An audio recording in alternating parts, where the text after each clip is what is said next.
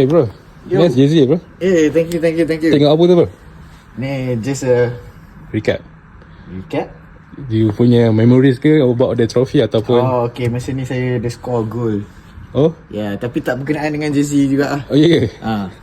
So ni jersey apa Ini jersey untuk show saya. Better Call Sukan. Yes. And then Thank you Forfeit. Forfeit, okay. Forfeit adalah local apparel yang buat jerseys. And not just jerseys, footwear, sports footwear. So you guys boleh check it out. Oh nice juga dia punya boleh pegang. Boleh. Oh nice material lah. Yes. Anything else? I don't know if it's for sale. Can check with my producer. Tapi yeah, it's a jersey you can pakai when you play. Colorway dia lawa lah. Really? Dia punya purple nice lah. Yes. Thank you. So you are football fans? Yes, of course, football fan Of of which club? Arsenal. Arsenal? Yes. Waktu tendung lama sangat piala tu. Okay. Yes, tapi sekarang ni kita nak cakap pasal jersey. Oh yeah. Saya usik je bang. Mana tahu saya cakap maybe Arsenal betul-betul menang. Maybe. We don't know.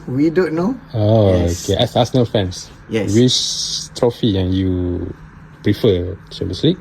Premier League? Untuk masa sekarang ni, I think Premier League lah. Because Ketan kita desain. dah lama tak menang Premier League. Itu. Yes. Champions League it would be nice, tapi Premier League is always been the aim. So prefer Premier League first then Champions League. Yes. So kalau menang Premier League this season, next season dah Champions League lah. InsyaAllah.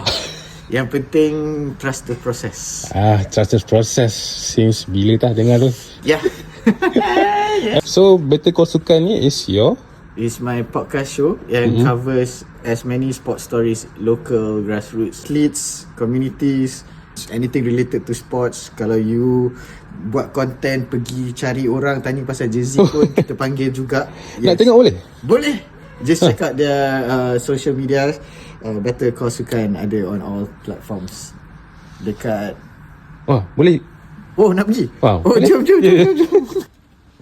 Oh ni studio dia. Yes, this is my studio. This is the logo. Betul koskan. And sama macam ni. Macam ni sebab dia call. So yeah, kalau you guys nak share your stories, you'll be sitting here to Memang as a host is sitting here. host duduk sini. So that will be my spot, and then this is where kita the guest akan okay. Yes. Maybe one day boleh invite saya. Boleh. As a guest. InsyaAllah. Yes. And kalau ada apa-apa, siapa-siapa nak sembang, boleh je. Alright. Thank you bro. Thank you so much. Okay. Thank you so much.